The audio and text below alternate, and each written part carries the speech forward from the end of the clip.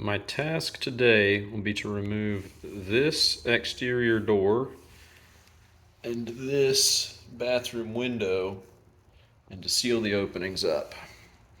The door has apparently had some leaking issues that are rotting the floor out. I never heard a word about these from prior tenants, so we're gonna have to deal with that. Also, there was a deck out here that was a homeowner build special, really poorly done, so I removed that just to make sure there was no safety hazard. And so now that door drops off to nothing. And it's kind of a worthless exit from the house. It doesn't make a ton of sense, so we're just gonna close it in and seal up the wall. Okay, first step in removing the door was to take off the trim. Now I'm going to take my Sawzall with the demolition blade and cut around the door frame so that I can pull the entire assembly out of the opening. This will just cut the screws and nails that hold it into the studs.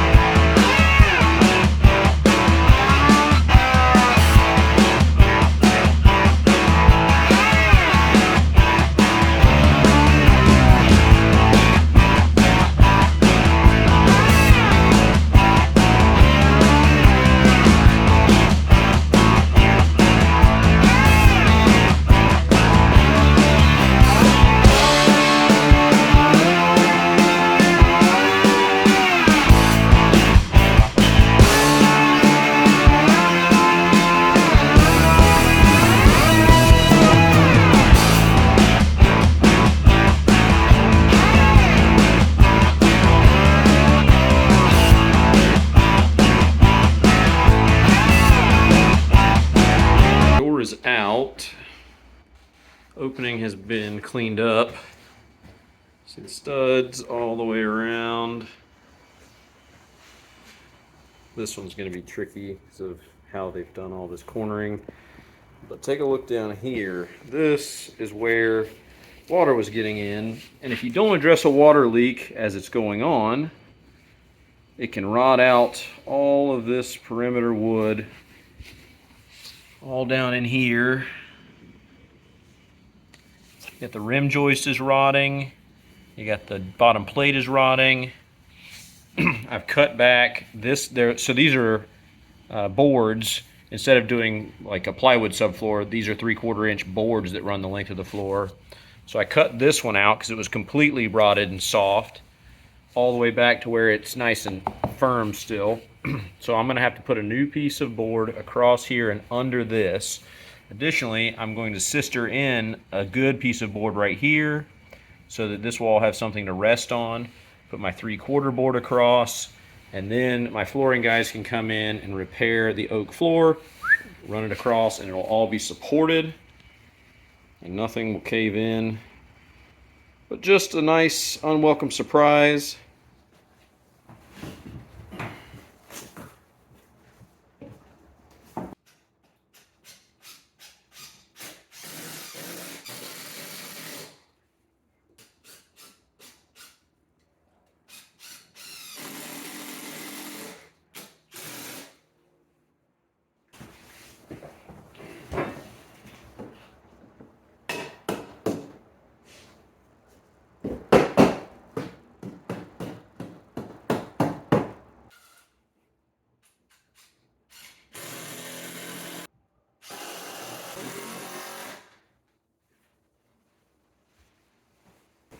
Put a nice thick bead of silicone starting right here.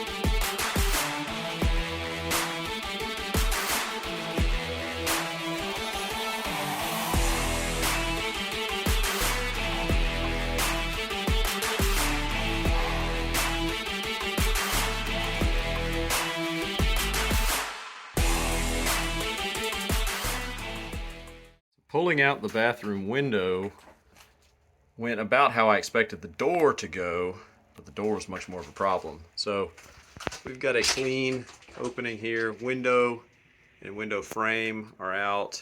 But look what we found. Yikes. So you never just get away with a clean situation. We got some old termite damage here, soft wood, water might have been getting in. Down here, yuck. So I'm gonna have to add some new wood in here, clean it up. All right, so we've taken out the window. We've taken out a couple of the sheathing boards that were on the outside because they were pretty badly rotted.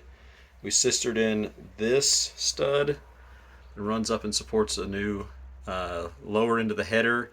That'll give us something to screw the OSB into. And we've got this one that runs all the way down to the floor. That one also runs to the floor. And then we cut out a really rotted section of that one and wedged a piece in that will support this jack stud up to the header. Now we can go outside and screw on a piece of OSB.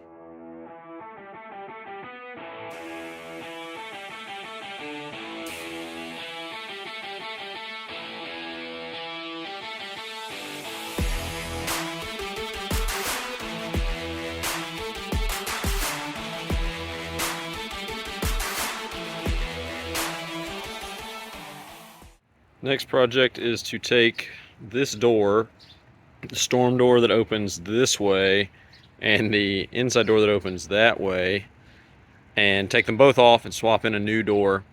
The main issue here is, one, this storm door is trash. It's all busted up and screen is falling out. Not been treated well.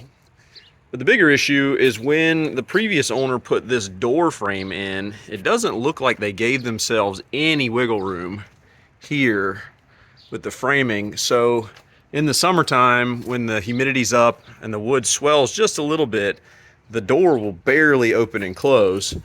So right here you can see it sticks, and this is already headed into the cold weather when the wood's compressing. So during the summertime it's almost impossible to shut. So we're going to pull that out. I may have to do some adjustments to the framing so that the new door can go in easily and not have the same trouble. So here we go.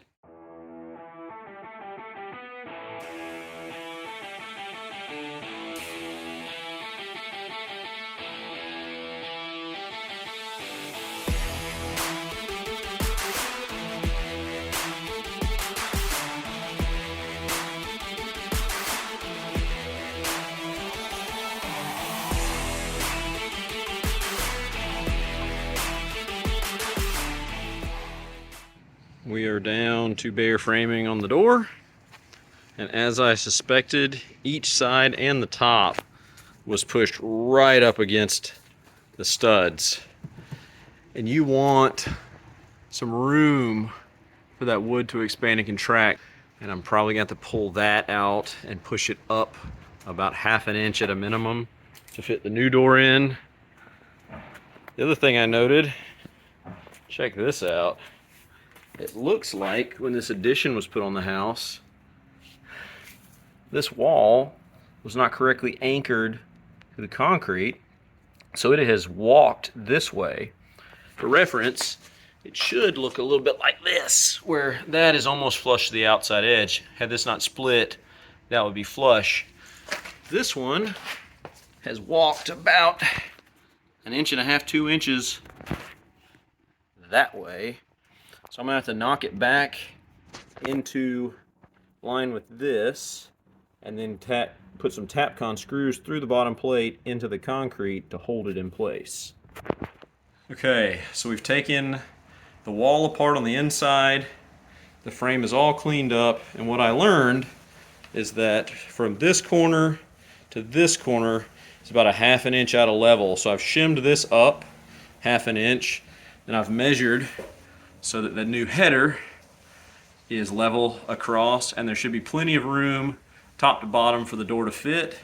So we go ahead and get it in the opening.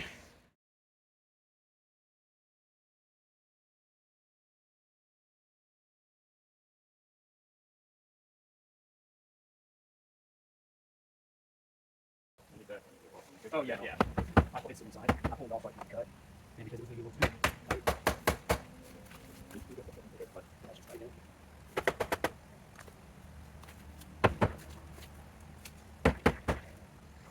first.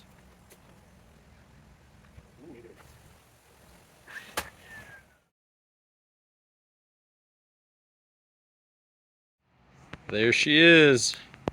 Gonna have to do a little bit of work around the edges on the trim, but we have a new door with a window and opens,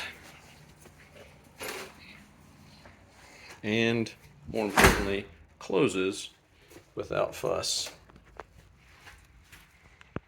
Very pleased. Even better than that, I got this door for $50 from Lowe's. It was a return item, stuck in the back, labeled $100. Retail is $600. When I got to the front, I jokingly asked the associate, "Hey, can you do any better than the 100?" She got her manager who said, "Sure, how's 50 sound?"